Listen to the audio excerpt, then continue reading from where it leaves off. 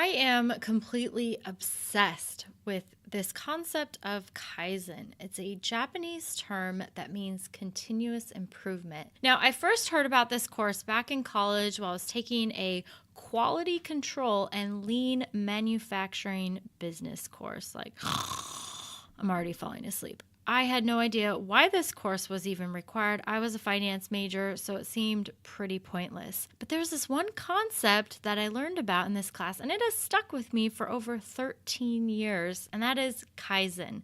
Small changes and a commitment to continuously improve have big impacts over time. And that's how I want you to think about retirement and these retirement tips. Think of them as little nudgings. Maybe you'll implement some things and that's great. Maybe you'll disregard other things and think I'm off my rocker. That's fine too.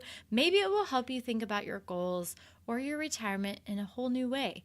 But you don't want to try to implement a bunch of new things all at once. So if I told you like, go over here, change your 401k, change how you think about your retirement, get your financial life organized, yeah, those are all things that you might want to look at doing, but at the same time, you don't want to do them all at once because you're setting yourself up for failure. Our brains get kicked into this fight or flight mode. It's not sustainable, and often it leads to failure. So let me send you off into your day with this quote from C.S. Lewis. He said, "Isn't it funny how day by day nothing changes, but when you look back, everything is different."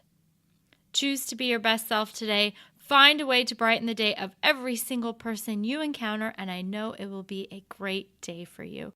I can't wait to hang out with you again tomorrow morning where I'm going to go off on a little rant. My name's Ashley Michike, and this is the 1 Minute Retirement Tip.